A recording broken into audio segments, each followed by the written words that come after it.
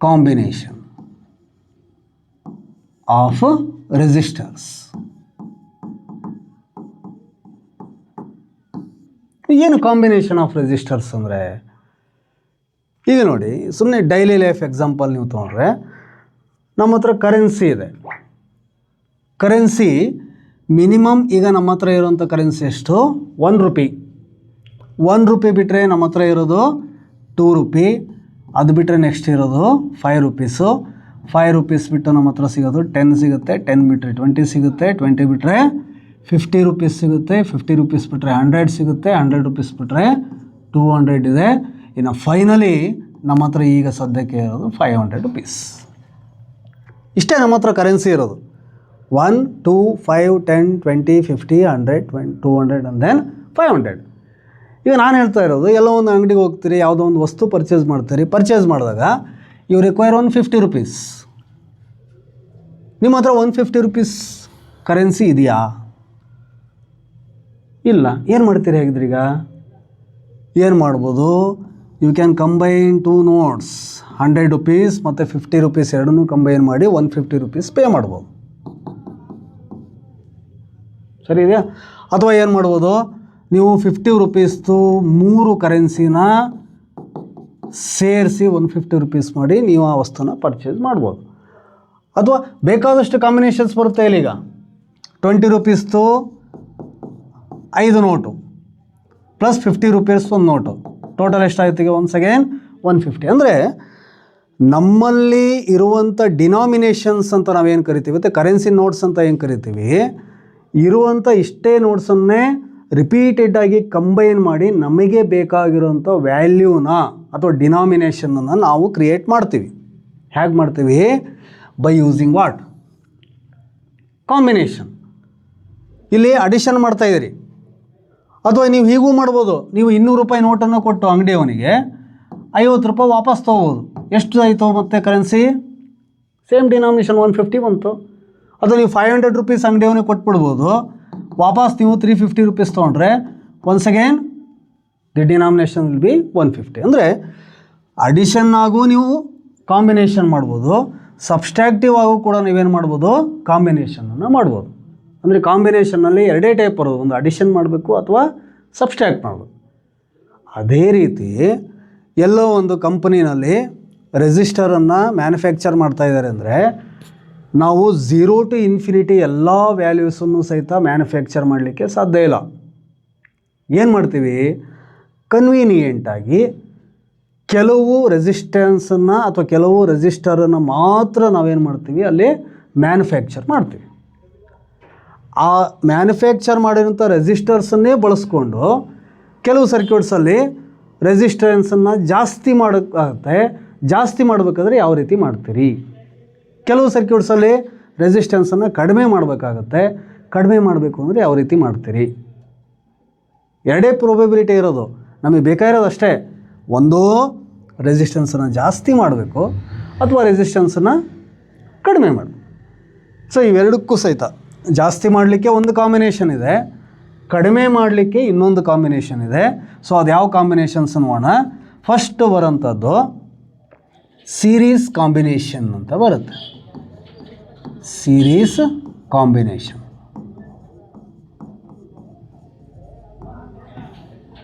Okay, ಈಗ ಏನು ಮಾಡಿ? ಕನ್ಸಿಡರ್ ಮಾಡಿ, 2 ರೆಸಿಸ್ಟರ್ಸ್ ಕನ್ಸಿಡರ್ ಮಾಡಿ. So let us consider 2 resistors R1 and R2 which are connected across a battery of some potential V ಅಂತ ಇಟ್ಕೊಂಡು. Potential ಅಂದರೂ ಒಂದೇ, ವೋಲ್ಟೇಜ್ ಅಂದರೂ ಒಂದು ಯಾವತ್ತೂ ಹೇಳಿದ್ದೀನಿ. ಆದರೆ ಪೊಟೆನ್ಷಿಯಲ್ ಡಿಫರೆನ್ಸ್ ಬೇರೆ, ವೋಲ್ಟೇಜ್ ಬೇರೆ. ಓಕೆ, ಸೊ ಇಲ್ಲಿ ನಾವು let us assume that A current I is flowing through the circuit. ಏನು ನೀವು ಕರೆಕ್ಟಾಗಿ ನೆನಪಿಟ್ಕೋಬೇಕು ಅಂತ ಹೇಳಿದರೆ, ಯಾವುದೇ ಡಿವೈಸ್ ಆಗಿರಲಿ ಅಥವಾ ಯಾವುದೇ ಕಾಂಪೋನೆಂಟ್ ಆಗಿರಲಿ, when they are connected in series, current flowing through each of them will be same.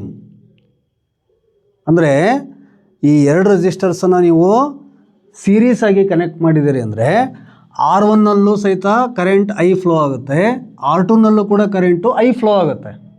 ಎರಡರಲ್ಲೂ ಸೇಮ್ ಕರೆಂಟೇ ಫ್ಲೋ ಆಗ್ತಾ ಇದೆ.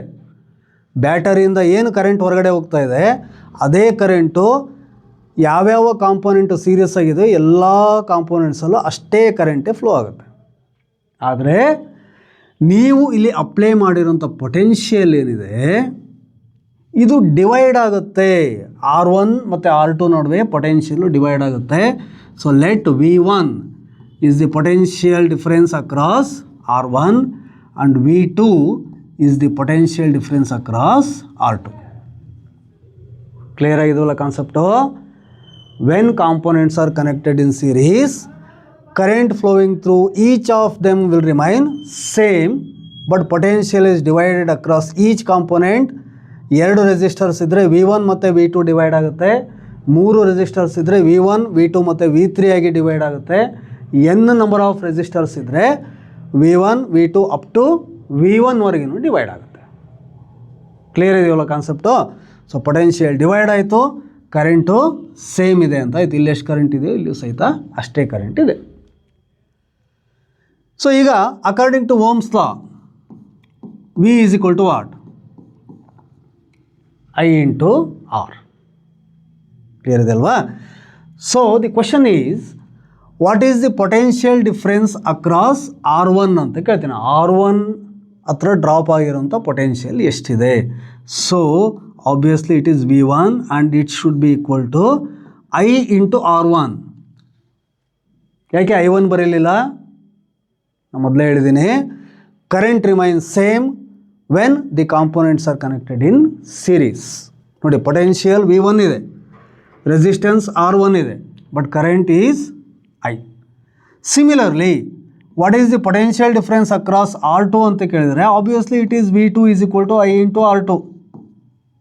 ಕ್ಲಿಯರ್ ಇದೆ ಕಾನ್ಸೆಪ್ಟು?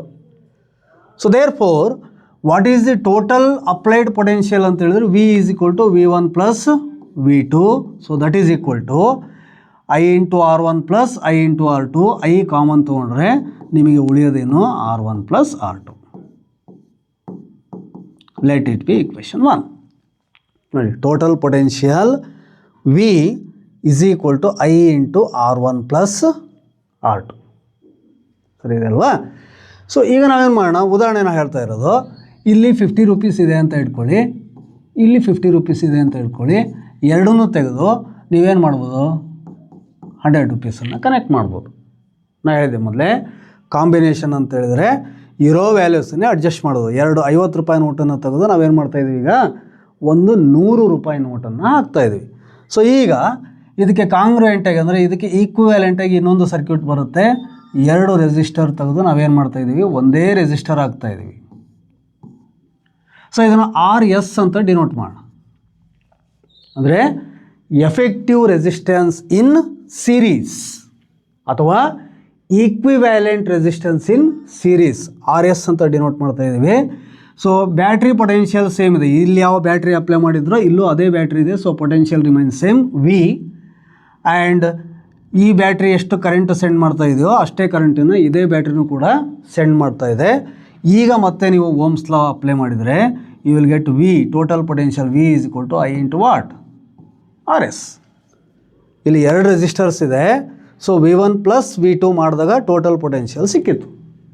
ಇಲ್ಲಿ ಒಂದೇ ರೆಸಿಸ್ಟರ್ ಇದೆ, ಹಾಗಾಗಿ ಡೈರೆಕ್ಟಾಗಿ V is equal to I into RS ಬರ್ದ್ವಿ. Let it be equation 2.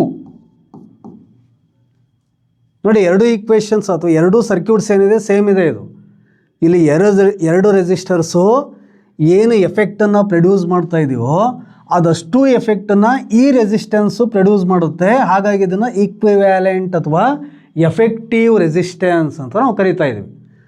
So ಈಗ ಈಕ್ವೇಷನ್ 2 ಮತ್ತು 1 ನೀವು ಈಕ್ವೇಟ್ ಮಾಡಿದರೆ you will get I into RS is equal to I into ಇಲ್ಲೇನಿತ್ತು R1 plus R2. So I ಮತ್ತು I ಏನಾಯಿತು? Cancel ಆಗುತ್ತೆ. Therefore RS is equal to ಏನು ಬಂತು? R1 plus R2. ಅಂದರೆ effective resistance RS is equal to sum of the individual resistance. ನೀವೇನು 2 ರೆಸಿಸ್ಟರ್ಸನ್ನು use ಮಾಡಿದ್ವಿ ಆ ಎರಡನ್ನೂ ಆ್ಯಡ್ ಮಾಡಿದರೆ ನಿಮಗೆ ಇಲ್ಲಿ ಟೋಟಲ್ ಎಫೆಕ್ಟಿವ್ ರೆಸಿಸ್ಟೆನ್ಸ್ ಅಥವಾ ಈಕ್ವಿವ್ಯಾಲೆಂಟ್ ರೆಸಿಸ್ಟೆನ್ಸ್ ಸಿಗುತ್ತೆ. When the resistors are connected in series.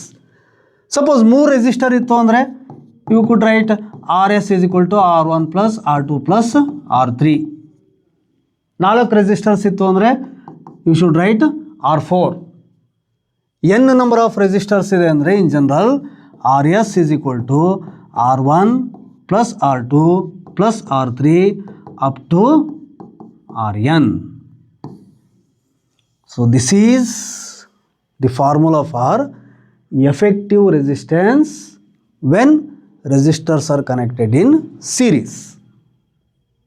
Concept clear ಆಗಿದೆ. ಅಂದರೆ ಕಾಂಪೋನೆಂಟ್ಸ್ ರೆಸಿಸ್ಟರ್ಸನ್ನು ನೀವು ಸೀರೀಸ್ ಆಗಿ ಕನೆಕ್ಟ್ ಮಾಡಿದಾಗ ಪ್ರತಿಯೊಂದು ರೆಸಿಸ್ಟರು ಆ್ಯಡಪ್ ಆಗ್ತಾ ಹೋಗುತ್ತೆ. ಇನ್ ಆರ್ಡಿನರಿ ಆಲ್ಜಿಬ್ರಾಯಿಕ್ ಮೆಥಡ್ ಅಂದರೆ ಸ್ಕೇಲಾರ್ ಮೆಥಡ್ಸಲ್ಲೇ ಆ್ಯಡ್ ಆಗುತ್ತೆ. ಇಲ್ಲಿ ಯಾವುದೇ ಸ್ಪೆಷಲ್ ರೂಲ್ಸನ್ನು ಫಾಲೋ ಮಾಡೋ ಅವಶ್ಯಕತೆ ಇಲ್ಲ. ಫಾರ್ ಎಕ್ಸಾಂಪಲ್ ನಾನು ಹೇಳ್ತಿರೋದು ಏನು ಅಂದರೆ, ಇದನ್ನು ಯಾಕೆ ಹೇಳ್ತೀನಿ ಅಂತ ಆಮೇಲೆ ಗೊತ್ತಾಗತ್ತೆ ನೋಡಿ. ಈಗ R1 is equal to 1 ohm ಅಂತ ಇಟ್ಕೊಳ್ಳಿ, R2 is equal to 2 ohm ಅಂತ ಇಟ್ಕೊಳ್ಳಿ. ಸೊ ಎಫೆಕ್ಟಿವ್ ರೆಸಿಸ್ಟೆನ್ಸ್ ಎಷ್ಟು ಬಂತು? RS is equal to 1 plus 2 that is equal to 3 ohm.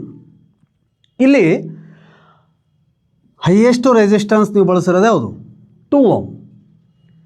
ಈಗ ಎಫೆಕ್ಟಿವ್ ರೆಸಿಸ್ಟೆನ್ಸ್ ಏನಾಗಿದೆ? ಆ 2 ohmಕ್ಕಿಂತನೂ ಸಹಿತ ಜಾಸ್ತಿ ಇದೆ. ಇಲ್ಲಿ ನಾವು ಏನು ಹೇಳ್ತಾ ಇದ್ದೀವಿ ಅಂತ ಹೇಳಿದರೆ, when resistors are connected in series, effective resistance is greater than greatest of resistance. Greatest of resistance used. ನೀವು ಯೂಸ್ ಮಾಡಿರೋಂಥ ಗ್ರೇಟೆಸ್ಟ್ ಅಂತ ಇರೋದು ಯಾವುದು? 2 ohm. So greater than the greatest of the resistance. ಅಂದರೆ ನೀವು ಯಾವುದನ್ನು ಜಾಸ್ತಿ ಅಂತ ಯೂಸ್ ಮಾಡಿದಿರಿ ಅದಕ್ಕಿಂತಲೂ ಕೂಡ ಎಫೆಕ್ಟಿವ್ ರೆಸಿಸ್ಟೆನ್ಸ್ ಏನಾಗಿದೆ ಇಲ್ಲಿ ಜಾಸ್ತಿ ಬರುತ್ತೆ. ಯಾವಾಗ? When resistors are connected in series. So ಈಗ ಕ್ಲಿಯರ್ ಆಗಿದೆ ನಿಮಗೆ. ಯಾವುದೇ ಒಂದು ಸರ್ಕ್ಯೂಟಲ್ಲಿ ರೆಸಿಸ್ಟೆನ್ಸನ್ನ ಜಾಸ್ತಿ ಮಾಡಬೇಕು ಅಂದರೆ you should go for series combination. ಆಯಿತಾ? ನೆಕ್ಸ್ಟ್ ಇನ್ನೊಂದು ಕಾಂಬಿನೇಷನ್ ಬರುತ್ತೆ. ಇದನ್ನು ನಾವು ಪ್ಯಾರಲೆಲ್ ಕಾಂಬಿನೇಷನ್ ಅಂತ ಹೇಳ್ತೀವಿ. ಪ್ಯಾರಲೆಲ್ ಕಾಂಬಿನೇಷನ್ ನೋಡಿ, ತುಂಬ ಇಂಪಾರ್ಟೆಂಟ್ ಇದು ಕಾನ್ಸೆಪ್ಟು. ಸೊ ಪ್ಯಾರಲೆಲ್ ಕಾಂಬಿನೇಷನ್ ಅಂತ ಹೇಳಿದರೆ, resistors are connected one below another. ನೋಡಿ, ಒಂದ್ರ ಪಕ್ಕ ಒಂದು ಕನೆಕ್ಟ್ ಮಾಡಿದರೆ ಸೀರೀಸ್ ಕಾಂಬಿನೇಷನ್ ಅಂತ ಹೇಳ್ತೀವಿ. ಒಂದ್ರ ಕೆಳಗೆ ಒಂದು ಕನೆಕ್ಟ್ ಮಾಡಿದರೆ ಇದನ್ನು ಪ್ಯಾರಲೆಲ್ ಕಾಂಬಿನೇಷನ್ ಅಂತ ಹೇಳ್ತೀವಿ. So resistance R1 and this is resistance R2. So they are connected across a common terminal of the battery of potential V, and let I is the current flowing through the circuit. ಈಗ ನೀವೇನು series ಕಾಂಬಿನೇಷನನ್ನು study ಮಾಡಿದ್ರಲ್ಲ, ಅದರ ಉಲ್ಟಾ ಇದು. When resistors are connected in series, current flowing through each of them remain same, but potential is divided across each resistor ಅಂತ ಹೇಳ್ತೀವಿ. ಎಷ್ಟು resistor connect ಮಾಡ್ತಿರೋ ಅಷ್ಟು ರೆಸಿಸ್ಟರ್ಸಲ್ಲೂ ಪೊಟೆನ್ಷಿಯಲ್ಲು ಡ್ರಾಪ್ ಆಗುತ್ತೆ, ಅಂದರೆ ಡಿವೈಡ್ ಆಗುತ್ತೆ. ಆದರೆ ಇಲ್ಲಿ ಅದ್ರ ಉಲ್ಟಾ ಅಂತ ಹೇಳಿದ್ರೆ ಏನು ಅಂದರೆ, ನೋಡಿ ಇಲ್ಲಿ ಈ ಡಯಾಗ್ರಾಮ್ ನೋಡಿದ ತಕ್ಷಣ ಗೊತ್ತಾಗುತ್ತೆ. ನಾವು ಕಾಮನ್ ಎಂಡ್ಸನ್ನು ಇಲ್ಲಿ ಕನೆಕ್ಟ್ ಮಾಡಿದ್ದೀವಿ. R1 ಹತ್ರ ಎಷ್ಟು ಪೊಟೆನ್ಷಿಯಲ್ ಡ್ರಾಪ್ ಆಗಿದೆಯೋ ಅಷ್ಟೇ ಪೊಟೆನ್ಷಿಯಲು R2ಗೂ ಡ್ರಾಪ್ ಆಗಿದೆ. ಯಾಕೆಂದರೆ ಆ R1 ಮತ್ತು R2 ಎರಡರದ್ದು ಕಾಮನ್ ಎಂಡನ್ನು ನಾವು ಪೊಟೆನ್ಷಿಯಲ್ ಅದಕ್ಕೆ ಬ್ಯಾಟ್ರಿಗೆ ಕನೆಕ್ಟ್ ಮಾಡಿದ್ದೀವಿ. ಆದರೆ ಮತ್ತೇನಾಗುತ್ತೆ ನೋಡಿ, ಇಲ್ಲಿ ಈ ಕರೆಂಟ್ I ಏನು ಫ್ಲೋ ಆಗ್ತಾಯಿದೆ ಬ್ಯಾಟ್ರಿಯಿಂದ, ಈ ಪಾಯಿಂಟನ್ನು ರೀಚ್ ಆಗ್ತಿದ್ದಂಗೆ, ಅದು ಪಾಯಿಂಟ್ ಏನೋ ರೀಚ್ ಆಗ್ತಿದ್ದಾಗೇ ಹೋಗ್ತಾ ಇರೋ ಕರೆಂಟು ಅದಕ್ಕೆ 2 ದಾರಿ ಸಿಗ್ತಾ ಇದೆ ಈಗ. ಸೊ ದಾರಿ ಕೌಲು ಹೊಡಿತು ಅಂದ ತಕ್ಷಣ ಇಲ್ಲಿ ಹೋಗ್ತಾ ಇರೋಂಥ ಟೋಟಲ್ ಕರೆಂಟು ಸಹಿತ ಕೌಲು ಹೊಡೆದೋಗುತ್ತೆ. ಇಲ್ಲಿ ಕರೆಂಟ್ I1 ಫ್ಲೋ ಆಗುತ್ತೆ, ಇಲ್ಲಿ ಕರೆಂಟು I2 ಫ್ಲೋ ಆಗುತ್ತೆ.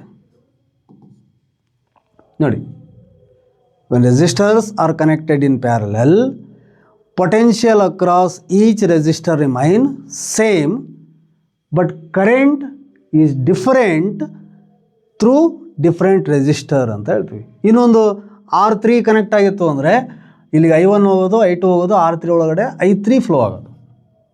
ಅಲ್ಲಿ ಪೊಟೆನ್ಷಿಯಲ್ನ ಆ್ಯಡ್ ಮಾಡಿದರೆ ಇಲ್ಲಿ ನಾವು ಡೈರೆಕ್ಟಾಗಿ ಏನು ಮಾಡ್ತೀವಿ, ಕರೆಂಟನ್ನು ಆ್ಯಡ್ ಮಾಡ್ತೀವಿ ಅಷ್ಟೇ. ತುಂಬ ಸಿಂಪಲ್ ಕಾನ್ಸೆಪ್ಟ್ ಇದೆ. So once again let us go for the same Ohm's law, V is equal to I into R. So V ಎರಡು ಕಡೆ ಸೇಮ್ ಇದೆ, ಇಲ್ಲೂ ಅಷ್ಟೇ ಇದೆ ನೋಡಿ, ಹೀಗೆ ಬರಿತಾ ಇದೆ ನಾವು. Potential drop across R1 is equal to V. Potential drop across R2 is equal to V. So ಇಲ್ಲಿ ವಿ ಕಾನ್ಸ್ಟೆಂಟ್ ಇದೆ, ವೇರಿ ಆಗ್ತಾ ಇರೋದು ಯಾವುದು, ಕರೆಂಟು ಮತ್ತು ರೆಸಿಸ್ಟರ್ ಮಾತ್ರ. ಸೊ ಹಾಗಾಗಿ V is equal to I1 into R1 ಅಂತ ಬರಿತೀವಿ.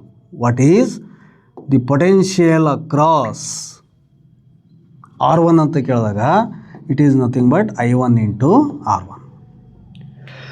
ವಾಟ್ ಈಸ್ ಅಥವಾ so that implies what is the current flowing through R1 ಅಂದರೆ I1 is equal to V by R1.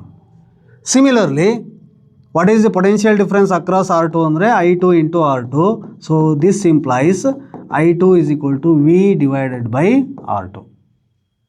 So therefore what is the total current flowing through the circuit ಅಂತ ಕೇಳಿದರೆ I is equal to I1 plus I2. So that implies I is equal to V common ತೊಗೊಂಡ್ರೆ you will get 1 by R1 plus 1 by R2. Let it be equation 1. So once again, if the two resistors are replaced by a single effective resistor denoted by RP, ಇಲ್ಲಿ RP ಅಂತ ಹೇಳಿದರೆ effective resistance in parallel, ಅಲ್ಲಿ effective resistance in series ಅಂತ ಮಾಡಿದ್ವಿ. So I is the current flowing through the circuit. ಅದೇ current ಇಲ್ಲಿ flow ಆಗುತ್ತೆ. ಈಗ ನೋಡಿ, ಇಲ್ಲೂ ಕರೆಂಟ್ ಐ ಫ್ಲೋ ಆಗ್ತಾ ಇದೆ, ಇಲ್ಲೂ ಕರೆಂಟ್ ಐ ಫ್ಲೋ ಆಗ್ತಾ ಇದೆ. ಇಲ್ಲಿ ಎರಡು ರೆಸಿಸ್ಟರ್ ಇರೋದಕ್ಕೆ ಕರೆಂಟು ಡಿವೈಡ್ ಆಯಿತು. ಇಲ್ಲಿ ಒಂದೇ ರೆಸಿಸ್ಟರ್ ಇದೆ, ಕರೆಂಟು ಡಿವೈಡ್ ಆಗಲ್ಲ, ಬ್ಯಾಟ್ರಿಯಿಂದ ಹೋಗ್ತಾ ಇರೋಂಥ ಪೂರಾ ಕರೆಂಟು ಆರ್ ಪಿನಲ್ಲಿ ಫ್ಲೋ ಆಗ್ತಾ ಇದೆ. ಸೊ ಈಗ ನೀವು ಈ ಓಮ್ಸ್ ಲಾನ ಅಪ್ಲೈ ಮಾಡಿದ್ರಿ ಅಂದರೆ you will get the total current I is equal to V divided by R P. Let it be equation 2. ನೋಡಿ, ಇದು ಈಕ್ವಿವೆಲೆಂಟ್ ಸರ್ಕ್ಯೂಟ್. ಎರಡೂ ರೆಸಿಸ್ಟರು ಏನು ಎಫೆಕ್ಟನ್ನು ಪ್ರೊಡ್ಯೂಸ್ ಮಾಡ್ತಾ ಇದೆ ಅಷ್ಟು ಎಫೆಕ್ಟನ್ನು ಇದೊಂದೇ ರೆಸಿಸ್ಟರ್ ಏನು ಮಾಡ್ತಾ ಇದೆ, ಪ್ರೊಡ್ಯೂಸ್ ಮಾಡ್ತಾ ಇದೆ. So both equations are same. Equation 1 ಮತ್ತು ಇಕ್ವೇಷನ್ 2 ಎರಡೂ ಟೋಟಲ್ ಕರೆಂಟಿಗೆ ಎಕ್ಸ್ಪ್ರೆಷನ್ ಕೊಡ್ತಾ ಇದೆ. So therefore by comparing these two equations we get V by RP is equal to V into 1 by R1 plus 1 by R2. So V cancel ಆಗುತ್ತೆ. That implies 1 by RP is equal to 1 by R1 plus 1 by R2. So expression for effective resistance in parallel. So ಇಲ್ಲಿ ಆ equation ನೋಡಿದ ತಕ್ಷಣ ಗೊತ್ತಾಗ್ತಾ ಇದೆ ನಿಮಗೆ, the reciprocal of effective resistance is equal to sum of the reciprocals of individual resistors. So n number of ರೆಸಿಸ್ಟರ್ಸನ್ನು ನೀವು connect ಮಾಡಿದರೆ you will get 1 by R P is equal to 1 by R1 plus 1 by R2 up to 1 by Rn. Series ಮತ್ತು ಪ್ಯಾರಲಲ್ಗೆ ವ್ಯತ್ಯಾಸ ಏನು ಅಂದರೆ ಅಲ್ಲಿ ಡೈರೆಕ್ಟಾಗಿ ಆ್ಯಡಪ್ ಆಗುತ್ತೆ, ಇಲ್ಲಿ ರೆಸಿಪ್ರೋಕಲ್ಸ್ ಆ್ಯಡಪ್ ಆಗ್ತಾ ಹೋಗುತ್ತೆ. ಉದಾಹರಣೆಗೆ ನಾವು ಇದನ್ನು ಕನ್ಸಿಡರ್ ಮಾಡೋಣ. ಯಾವುದು? Let us consider that 2 resistors are connected in parallel. So you will get 1 by R P is equal to 1 by R1 plus 1 by R2. So simplify ಮಾಡಿದಾಗ ನಿಮಗೇನು ಸಿಗುತ್ತೆ? 1 by R P is equal to ಇಲ್ಲಿ R1 plus R2 divided by R1 R2 ಅಂತ ಸಿಗುತ್ತೆ, L C M ತೊಗೊಂಡ್ರೆ. So ಈಗ ಏನು ಮಾಡೋಣ, ಸಿಂಪ್ಲಿಫೈ ಮಾಡೋಣ ಅಂದರೆ ರಿವರ್ಸ್. ನಮಗೆ ಡೈರೆಕ್ಟಾಗಿ ವ್ಯಾಲ್ಯೂ ಆಫ್ ಪ್ಯಾರಲಲ್ ಅಥವಾ ಎಫೆಕ್ಟಿವ್ ರೆಸಿಸ್ಟೆನ್ಸ್ ಬೇಕು ಅಂದರೆ R P is equal to ಏನು ಬರುತ್ತೆ, R1 R2 divided by R1 plus R2 ಬರುತ್ತೆ. ನೋಡಿ, 1 ಬೈ ಆರ್ ಪಿ ಬೇರೆ, ಆರ್ ಪಿ ಬೇರೆ. 1 ಬೈ ಆರ್ ಪಿ ಅಂದರೆ reciprocal of the effective resistance. R P ಅಂತ ಹೇಳಿದರೆ effective resistance is equal to R1 R2 divided by R1 plus R2. ಈಗ ಏನು ಮಾಡೋಣ, R1 is equal to 1 ohm ಅಂತ ಇಟ್ಕೊಳ್ಳಿ, R2 is equal to 2 ohm. So ಇಲ್ಲಿ substitute ಮಾಡಿದರೆ you will get 1 into 2 divided by 1 plus 2 ಎಷ್ಟಾಯಿತು, 2 divided by 3 that is equal to 0.66 ohm. ನೋಡಿ, ಇಲ್ಲಿ ನಾವು ಬಳಸಿರೋದ್ರಲ್ಲಿ ಅತಿ ಕಡಿಮೆ ಅಂತ ಯಾವುದಿತ್ತು, 1 ಓಮ್ ಇದೆ. ಅದಕ್ಕಿಂತಲೂ ಕೂಡ ಎಫೆಕ್ಟಿವ್ ರೆಸಿಸ್ಟೆನ್ಸ್ ಏನಾಗ್ಬಿಟ್ಟಿದೆ ಈಗ, ಕಡಿಮೆ ಆಗಿದೆ.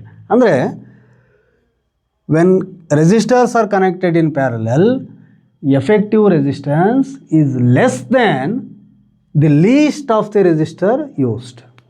ಯಾವುದು ಕಡಿಮೆ ಅಂತ ಯೂಸ್ ಮಾಡಿರ್ತಾರೋ ಅದಕ್ಕಿಂತಲೂ ಕೂಡ ಎಫೆಕ್ಟಿವ್ ರೆಸಿಸ್ಟೆನ್ಸು ಕಡಿಮೆ ಬರುತ್ತೆ. ಯಾವಾಗ? When they are connected in parallel. Series ಮಾಡಿದಾಗ ಗ್ರೇಟರ್ ದ್ಯಾನ್ ದಿ ಗ್ರೇಟೆಸ್ಟ್ ಅಂತ ಹೇಳ್ತೀವಿ. ಅಂದರೆ ಯಾವುದು ಜಾಸ್ತಿ ಇರುತ್ತಲ್ಲ ಅದಕ್ಕಿಂತಲೂ ಎಫೆಕ್ಟಿವ್ ರೆಸಿಸ್ಟೆನ್ಸು ಜಾಸ್ತಿ ಬರುತ್ತೆ. ಸೊ ಹಾಗಿದ್ದರೆ ಯಾವುದೇ ಒಂದು ಸರ್ಕ್ಯೂಟಲ್ಲಿ ಜನರಲಾಗಿ ನಿಮಗೆ ಕೇಳಿದಾಗ ಸರ್ಕ್ಯೂಟಲ್ಲಿ ಇರುವಂಥ ರೆಸಿಸ್ಟೆನ್ಸನ್ನ ಜಾಸ್ತಿ ಮಾಡಬೇಕು ಅಂದರೆ ನೀವೇನು ಮಾಡಬೇಕಾಗತ್ತೆ? You have to connect additional resistance in series. ಯಾವುದೇ ಒಂದು ಸರ್ಕ್ಯೂಟಲ್ಲಿ ಎಫೆಕ್ಟಿವ್ ರೆಸಿಸ್ಟೆನ್ಸನ್ನು ಕಡಿಮೆ ಮಾಡಬೇಕು ಅಂದರೆ you have to connect a resistance in parallel.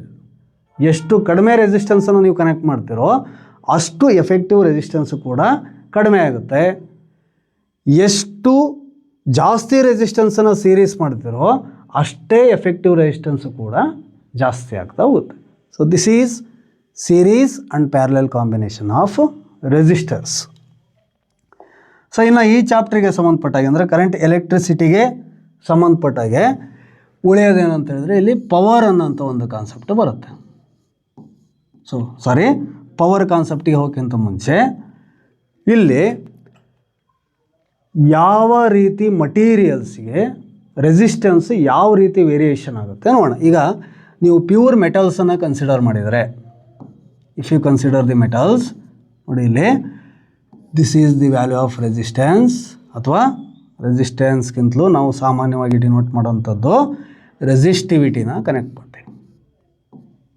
ಇಲ್ಲಿ ರೆಸಿಸ್ಟೆನ್ಸ್ ಇದೆ ವೈ ಆ್ಯಕ್ಸಿಸಲ್ಲಿ, ಎಕ್ಸ್ ಆ್ಯಕ್ಸಿಸಲ್ಲಿ ಟೆಂಪರೇಚರ್ ಇದೆ.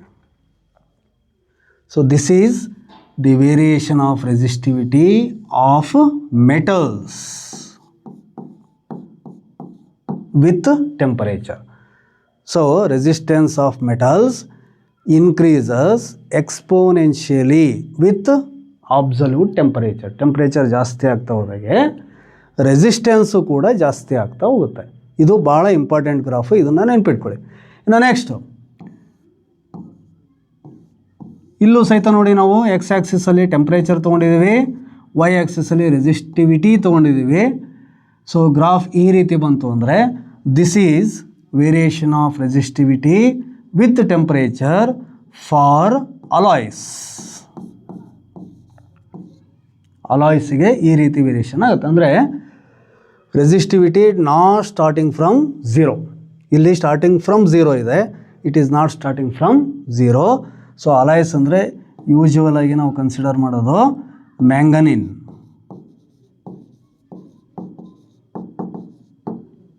Okay, and then chromium. ಸಾಮಾನ್ಯವಾಗಿ ಕ್ರೋಮಿಯಮ್ ಬರುತ್ತೆ, ಇನ್ನೊಂದು ನೈಕ್ರೋಮ್ ಅಂತ ಬರುತ್ತೆ. ಈ ಅಲಾಯ್ಸ್ ಏನಿದೆ ಇದಕ್ಕೆ ರೆಸಿಸ್ಟಿವಿಟಿ ಈ ರೀತಿ ವೇರಿಯೇಷನ್ ಆಗುತ್ತೆ.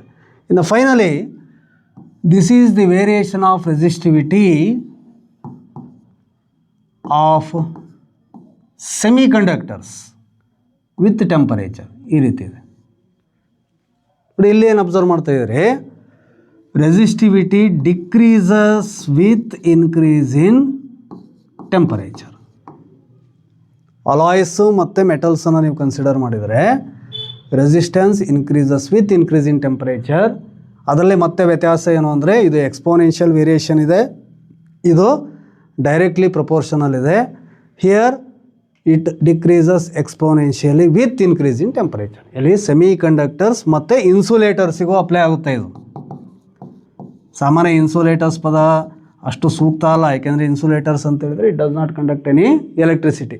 ತುಂಬ ಕೆಲವು ರೇರ್ ಕೇಸಸ್ಸಲ್ಲಿ ಇನ್ಸುಲೇಟರ್ಸ್ ಅನ್ನೋ ಪದನ ಬಳಸ್ತೀವಿ, ಆಯ್ತಲ್ಲ. So this is the variation of resistivity of the materials with temperature. And finally ಇದು ಒಂದು ಫಾರ್ಮುಲಾ ನೆನ್ಪಿಕೊಂಬಿಡಿ.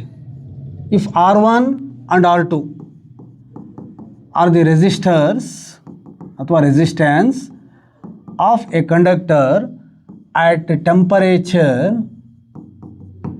T1 and T2. ನೋಡಿ ಇದು ಡಿಗ್ರಿ ಸೆಲ್ಸಿಯಸ್ನಲ್ಲಿದೆ. It is not in Kelvin, it is in degree Celsius. Then R is equal to R1 T2 minus R2 T1 divided by R2 minus R1. ಇದೊಂದು formula ನೆನಪಿಟ್ಕೊಳ್ಳಿ. ಆನಂತರ if R T implies resistance at T degree Celsius and R naught implies resistance at 0 degree Celsius, then RT is equal to R naught into 1 plus alpha T, where T implies temperature and alpha implies temperature coefficient of resistance. ಇದು ಸಹಿತ ತುಂಬ important. ಯಾಕೆಂದರೆ ನೋಡಿ, alpha is positive for metals. ಇದರ ಅರ್ಥ ಏನು? Alpha ಅಂದರೆ temperature coefficient of resistance is positive for metals ಅಂದರೆ resistance of metals increases with increase in temperature or increases when temperature increases. And the same alpha is negative for semiconductors. ಇದರ ಅರ್ಥ resistance of semiconductors decreases with increase in temperature. So what about for alloys ಅಂತ ನಿಮಗೆ question arise ಆಗುತ್ತೆ. ಈಗ ಮೆಟಲ್ಸಿಗೆ increases with increase in temperature, ಸೆಮಿಕಂಡಕ್ಟರ್ಸಿಗೆ decreases with increase in temperature ಆಯಿತು. ಅಲಾಯ್ಸಿಗೆ ಸಾಮಾನ್ಯವಾಗಿ ನಾವೇನು ಹೇಳ್ತೀವಿ ಅಂದರೆ ಆಲ್ಫಾ ರಿಮೈನ್ಸ್ ಕಾನ್ಸ್ಟ್ಯಾಂಟ್ ಅಂತ ಹೇಳ್ತೀವಿ. ಕಾನ್ಸ್ಟೆಂಟ್ ಇರೋಲ್ಲ, ಆದರೆ ಎಕ್ಸ್ಪೆರಿಮೆಂಟಲಿ ನಾವು ಅದನ್ನು ಏನು ಟ್ರೀಟ್ ಮಾಡ್ತೀವಿ ಅಂದರೆ temperature coefficient of alloys remain constant.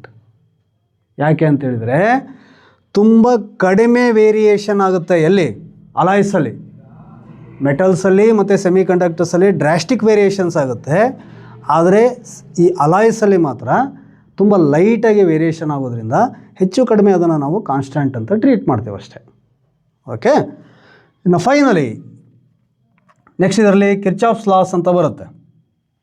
ಅದಕ್ಕೆ ಹೋಗೋಕ್ಕಿಂತ ಮುಂಚೆ ಇನ್ನೊಂದು ಕಾನ್ಸೆಪ್ಟ್ ಬರುತ್ತೆ, ಎಲೆಕ್ಟ್ರಿಕ್ ಪವರ್ ಅಂತ ಬರುತ್ತೆ ಆ್ಯಂಡ್ ಎನರ್ಜಿ.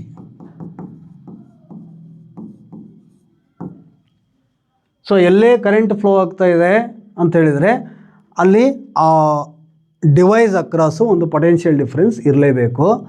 ಎಲ್ಲಿ ಕರೆಂಟ್ ಮತ್ತು ಪೊಟೆನ್ಷಿಯಲ್ ಎರಡೂ ಇರುತ್ತೋ ಅಲ್ಲಿ ಪವರ್ ಇರುತ್ತೆ. ಆ ಪವರಿಗೆ ಫಾರ್ಮುಲಾ ನಾವು ವಿ ಇಂಟು ಐ ಅಂತ ಬರಿತೀವಿ. The product of potential difference and current is always equal to power. ಅದು ಓಮ್ಸ್ ಲಾ ಪ್ರಕಾರ V is equal to I into R. ನೀವು ಇಲ್ಲಿ ಸಬ್ಸ್ಟಿಟ್ಯೂಟ್ ಮಾಡಿದ್ರೆ you will get power is equal to I square into R. ಇಲ್ಲಿ I into R ಬಂದರೆ I into I square into R. ಅಥವಾ I is equal to V by R ನೀವು ಇಲ್ಲಿ substitute ಮಾಡಿದ್ರಿ ಅಂತ ಹೇಳಿದರೆ it is equal to V square divided by R. ಸರಿ ಇದೆಯಾ? ಎಲ್ಲಿ ಕರೆಂಟ್ ಮತ್ತು ಪೊಟೆನ್ಷಿಯಲ್ ಇದೆಯೋ ಅಲ್ಲಿ ಪವರ್ ಡಿಸಿಪೇಷನ್ ಆಗುತ್ತೆ. ಆ ಪವರ್ ಡಿಸಿಪೇಟೆಡ್ಗೆ formula P is equal to V into I ಬರುತ್ತೆ. ಆಯಿತಾ? ಇನ್ನು ನೆಕ್ಸ್ಟು ಎನರ್ಜಿ ಅಂತ ಹೇಳಿದ್ರೆ ನಿಮ್ಗೆ ಆಲ್ರೆಡಿ ಗೊತ್ತಿದೆ. ಪವರಿಗೆ usual formula work done divided by time ಅಂತ ಬರಿತೀವಿ. So that implies work done is equal to power into time. Work and energy are equivalent ಅಂತ ನಾವು ಹೇಳ್ತೀವಿ.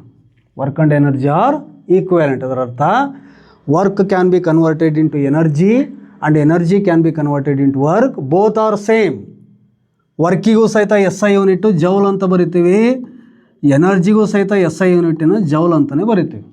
So work and energy equivalent ಆಗಿರೋದ್ರಿಂದ ಎಲೆಕ್ಟ್ರಿಕಲ್ ಎನರ್ಜಿ ಫಾರ್ಮುಲಾ ಬೇಕು ಅಂತ ಹೇಳಿದರೆ it is nothing but P into T. So that is equal to V into I into T. ಆಮೇಲೆ ಇನ್ನೂ ಒಂದು ಕರೆಕ್ಟಾಗಿ ನೆನ್ಪಿಟ್ಕೊಂಬಿಡಿ, resistance is equal to formula ಏನು ಬರಿತೀವಿ, V/I ಬರಿತೀವಿ. ಅಂದರೆ ಎಲ್ಲಿ ಕರೆಂಟು ಕಡಿಮೆ ಆಗುತ್ತೋ ಅಲ್ಲಿ ರೆಸಿಸ್ಟೆನ್ಸು ಜಾಸ್ತಿ ಆಗುತ್ತೆ, ಎಲ್ಲಿ ಕರೆಂಟು ಜಾಸ್ತಿ ಆಗುತ್ತೋ ಅಲ್ಲಿ ರೆಸಿಸ್ಟೆನ್ಸು ಕಡಿಮೆ ಆಗುತ್ತೆ ಅಲ್ವಾ. ಸೊ ಈಗ ನನ್ನ ಕ್ವಶನ್ ಏನು ಅಂತ ಹೇಳಿದರೆ, ಎಲ್ಲೋ ಒಂದು ಕಡೆ ಯಾವುದೋ ಒಂದು ಪ್ಲ್ಯಾಂಟಲ್ಲಿ ಎಲೆಕ್ಟ್ರಿಸಿಟಿ ಜನ್ರೇಷನ್ ಮಾಡ್ತೀವಿ. ಉದಾಹರಣೆಗೆ ನಾವು ಇಲ್ಲಿ ಶಿಕಾರಿಪುರದಲ್ಲಿದ್ದೇವೆ ಅಂದರೆ ಜೋಗ್ನಲ್ಲಿ ಕರೆಂಟು ಜನ್ರೇಷನ್ ಆಗುತ್ತೆ. ಜೋಗದಿಂದ ಕರೆಂಟ್ ಎಲ್ಲಿಗೆ ಬರಬೇಕು, ಈಗ ಶಿಕಾರಿಪುರ ಬರಬೇಕು ಅಥವಾ ಶಿವಮೊಗ್ಗಕ್ಕೆ ಬರಬೇಕು ಅಂತ ಹೇಳ್ಕೊಳ್ಳೋಣ. ಆ ಕರೆಂಟು ಜೋಗಿಂದ ಶಿಕಾರಿಪುರ ಬರಬೇಕು ಅಂತ ಹೇಳಿದ್ರೆ ನಾವು ಅದನ್ನು ಯಾವುದೋ ಲಾರಿಲೋ ಅಥವಾ ಯಾವುದೋ ಒಂದು ವೆಹಿಕಲಲ್ಲಿ ಟ್ರಾನ್ಸ್ಪೋರ್ಟ್ ಮಾಡಲಿಕ್ಕೆ ಬರಲ್ಲ. Definitely we have to transport it through a wire.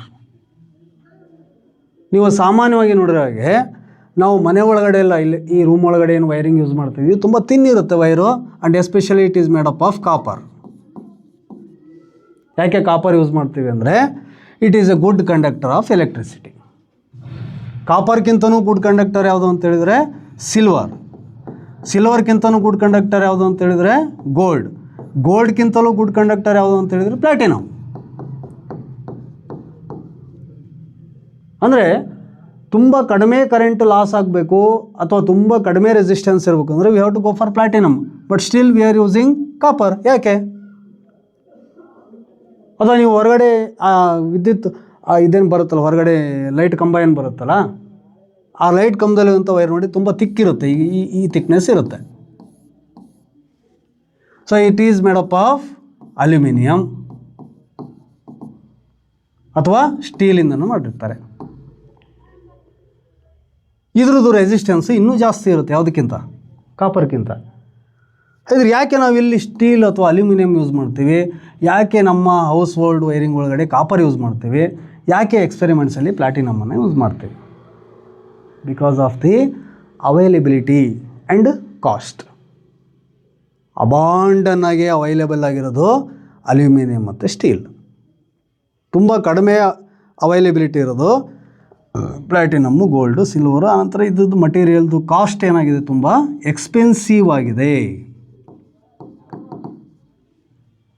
ಹಾಗಾಗಿ ನಮ್ಮ ಅನುಕೂಲಕ್ಕೆ ತಕ್ಕಾಗೆ ಬೇರೆ ಬೇರೆ ಕಡೆ ಬೇರೆ ಬೇರೆ ಮೆಟಲ್ಸನ್ನು ಯೂಸ್ ಮಾಡ್ತೀವಿ for the transmission of electricity from one point to another point. Okay, ಇದು ಬಿಟ್ಬಿಡಿ, ಇದೇನು ನಮಗೆ ಅಂಥ ಅವಶ್ಯಕತೆ ಇಲ್ಲ ಇದು. ಹಾಗಿದ್ರೆ ಈಗ ಜೋಗಿಂದ ಶಿಕಾರಿಪುರಕ್ಕೆ ಥ್ರೂ ವೈರ್ಸ್ ಎಲೆಕ್ಟ್ರಿಸಿಟಿ ಟ್ರಾನ್ಸ್ಮಿಷನ್ ಆಗ್ತಾ ಇದೆ ಅಂದರೆ ಆ ಜೋಗದಿಂದ ಇಲ್ಲಿವರೆಗಿರೋಂಥ ಪೂರಾ ವೈರಿಗೆ ಸಹಿತ ರೆಸಿಸ್ಟೆನ್ಸ್ ಇದ್ದೇ ಇರುತ್ತೆ.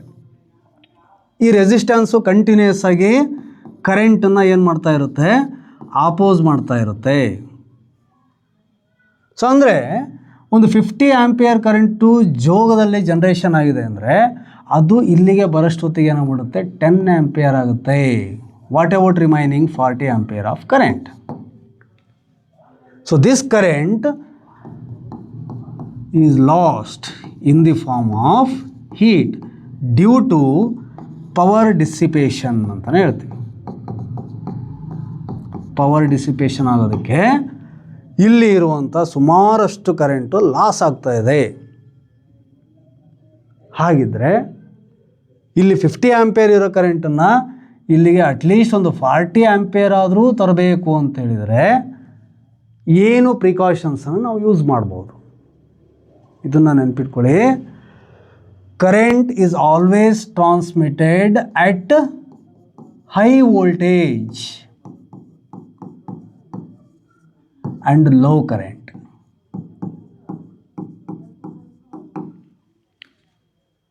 ಹಾಗಾಗಿ ನಾವಿಲ್ಲಿ ಟ್ರಾನ್ಸ್ಫಾರ್ಮರ್ಸ್ ಅಂತ ಯೂಸ್ ಮಾಡ್ತೀವಿ. ನಿಮಗೆಲ್ಲ ಗೊತ್ತಿದೆ, TC ಅಂತ ನಾವು ನಮ್ಮ ಆಡ್ ಭಾಷೆಯಲ್ಲಿ ಕರಿತೀವಿ. TC is nothing but a transformer. It is a device use to step up and step down voltages, especially AC voltages ಅಂತ ಹೇಳ್ತೀವಿ. ವೋಲ್ಟೇಜು ಜಾಸ್ತಿ ಆಯಿತು ಅಂದರೆ ಆಟೋಮೆಟಿಕ್ಕಾಗಿ ಕರೆಂಟ್ ಕಡಿಮೆ ಆಗುತ್ತೆ.